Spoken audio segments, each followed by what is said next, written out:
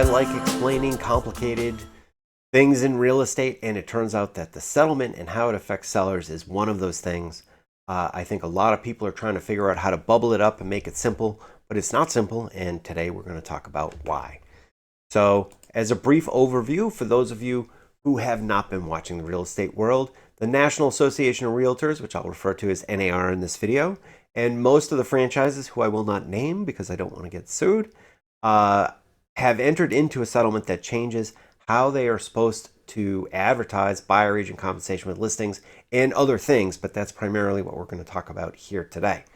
Not only did they agree to these changes, but they also agreed to pay the guys that sued them $1 billion.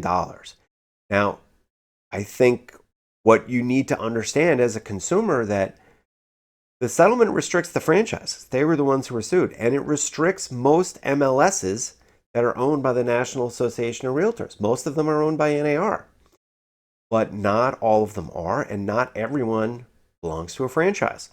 This agent here, thank you for tuning in, is part of an independent. My company is Vanderbilt Properties, and we were not sued in the settlement, and we did not settle. So the settlement creates problems for franchises, and that's what we're going to talk about today. But it creates opportunities for independents if they choose to do so. I don't know that they're all going to do what I'm doing. But some of them may think of other things to do, or they may do what the settlement suggests.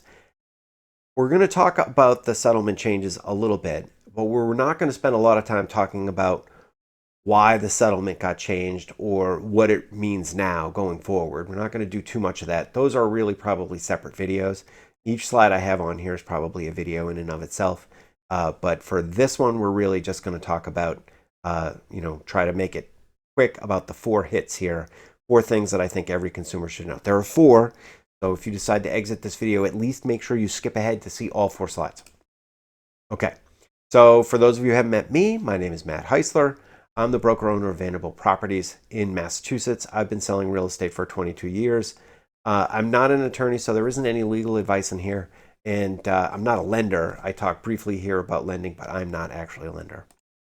Consumer tip number 1, and I've talked to lots of folks about this already, and a lot of people are confused. Even agents who've been doing this a long time are confused. The law hasn't changed. The law is the same. So there was a legal settlement, but that legal settlement doesn't change the law on the books in Massachusetts, and it didn't change it. Now, I don't think that Massachusetts has to change the law to comply with the settlement.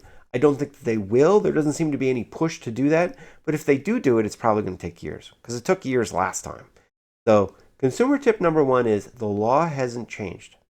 Okay? Only the parties that have opted into the settlement are bound by the changes that they've agreed to do. People who have opted into the settlement have agreed to do certain things differently, and they have to do it or they risk being sued again in the settlement. And I got to tell you, collectively, they lost $1 billion on this, so they're not going to rock the boat and deliberately challenge the settlement by doing things the old way. They're not going to do it. Okay, consumer tip number 2. A lot of MLSs are owned by the National Association of Realtors, but the biggest one in Massachusetts, which is called MLSPIN, is not. That is the one I belong to. And because they didn't opt into the settlement, they opted into a different settlement, but it was far less restrictive. They can still allow sellers to advertise buyer agent compensation. So we're in this weird world right now where most listing agents are encouraging their sellers to offer buyer agent compensation, but then they aren't allowed to put it into MLS. Not because MLS says that they can't. MLS says that they can. But they're not doing it because their franchise is bound by the settlement, and they've agreed not to do it. So, very simple. If you're offering compensation to buyer agents, the whole point is to advertise that you're offering compensation for people to come see the house. But there are a lot of agents out there who work for franchises, and they are not going to be able to advertise that you have agreed to offer this compensation. It's going to be a secret. And that's terrible. I mean, really, it's terrible, right? I mean, if you're going to offer compensation for someone to buy your house, you want it shouted from the rooftops. You want everybody to know. You want the neighbor to know. You want the neighbor's dog to know. And yet, a lot of franchises are not going to be able to put that compensation in to MLS. So You should ask. You should ask your listing agent, are you going to be able to advertise my buyer agent compensation? And if they say no, if they say they are not going to put it in MLS, then you need to really think hard before you sign that listing agreement, because I'm not sure that that's going to be the right decision for a lot of people. That leads me to point number 3. Not all real estate agencies are the same anymore. Some of us have more freedom than we did before the settlement to do different things. And the main thing we're talking about here is offering and advertising buyer agent compensation. My firm can do it. My MLS can do it. Guess what? We're doing it. Okay, we're advertising that compensation because we know if you're going to offer compensation, it should be advertised. Everybody should know that it's out there, that you should, and they should be able to see it. So that's what we're going to do. I mean, very simply, this gives sellers an edge to be able to advertise the compensation. But I think a lot of franchises and the agents there are going to tell you, well, this is the new way and everybody does it this way. Well, they don't. Not everyone is going to do it this way. I think a lot of people are going to see that the new way is flawed and it's not as helpful for sellers as the old way. And we're going to continue to do it the old way because it's better for them. It's better for them. You know, advertising compensation to get people out to see your house is a smart thing to do. It's why we used to do it. And it's why it should still be going on, right? Okay, consumer tip number 4. You don't have to offer buyer agent compensation anymore. Actually, you never did. Okay, you were able to offer as little as $1 for buyer agent compensation before the settlement, but nobody did. So why? Well, I don't want to get into what the settlement and the lawsuit attempted to prove, because that is really down the rabbit hole, and it's a whole nother video, some of which I've covered already.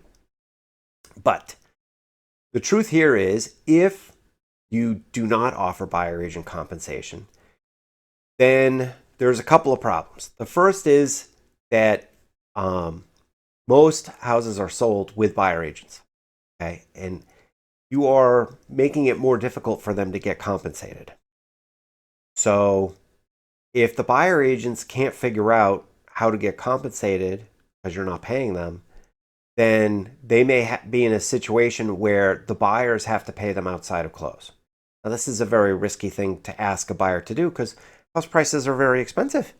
And with house prices where they're at, most buyers have every nickel locked into that down payment. They don't have extra to go pay their buyer agent. So that's a problem, right? If the buyer agent realizes that the buyer doesn't have the money to pay him, are they really going to write an offer on that property? They're going to go look for a property where they know that they can get paid. And that leads me to the second point, which is that certain buyer agents may start to steer their clients to homes that are offering compensation or the most compensation. I mean, this isn't legal. An agent shouldn't do that. They should desire to show houses without any regard to the compensation that's being offered. But come on, they're people. They're people, and they've got people problems. And in this world, a lot of problems are solved by money. So I'm not going to say that they're all going to be influenced by it. I really try to turn a blind eye to compensation when I'm working with my clients. And I have for decades. I mean, it's always been that way. I just feel like that's the right thing to do. And I tend to get really hung up on that kind of stuff. So that's how I do it. But I know that there's a certain percentage of agents out there who are going to need the dough. And this is going to affect their decision about how they represent a house. You know, it's not that hard to steer someone. You can go show the house and then say, well, this house, you know, redoing the kitchen in this house is going to be way more expensive, right? Like, you can just say that. And if you have a relationship with your customer, they may buy it. So I think we need to recognize that, you know, that steering is a likely effect of certain properties offering compensation, certain properties not. I mean, until proven otherwise, we need to know that this could be out there. And another problem which is out there, which isn't getting any talk about because it's way too complicated, it's really down in the weeds, is not all loan types right now. In fact, 60% of most loans may not support buyer agent compensation embedded in the transaction. And if you don't offer buyer agent compensation, the easiest way to fix it is to put it in the transaction and have the buyer pay. But there could be lenders out there that say that you're not allowed to do this. We really don't know. We don't know because they haven't said it's okay yet. They haven't said it's not okay, but they have not said that it's okay. So it's a huge risk. I think when you're selling your house, you want to The primary thing you want to do is you want to make it available to as many buyers as possible. You can increase the demand, then you can increase the price at which it sells. Why do we think more pictures is better than one picture? More pictures increases the demand, right? Why is price so important? Lower prices increase the demand. And this is how you can achieve the highest marketable price for a home, okay? By having the best listings. Buyer agent compensation is now part of that advertisement. It was before, but it was all relatively similar. But now there are going to be big differences, and those big differences are going to be driven by the agencies and the agents that are in those agencies. So there's going to be several different strategies that people are going to adopt here as we navigate what the settlement means, and not everyone is going to do the same thing. So maybe before you thought all agents did the same thing and they just had different flavors of it, and you're just working with someone who's, that's not the case anymore. There are going to be real differences between how certain agencies approach certain problems and solutions, and the way that they approach it could cost you money or could make you money, depending on how those things are addressed and why they're addressed for your particular house. So I know we all want things to be simple and bite-sized and clear. The settlement has really muddied the waters here. A lot of agents don't understand it. And if you want the straight information here, or you have questions about the information that's here, feel free to reach out to me in the comments, or you can reach out to me through email or text, and I'll be happy to try and tell you what I know about this particular settlement and how it's going to work at certain places, including my own shop. So if that's all for today, I hope you enjoyed this video. If you did, subscribe. I can always use more subscribers, and I'll try to get more great content out to you so that we can really get into more issues, because there's going to be more issues. And other than that, I hope you have a great day.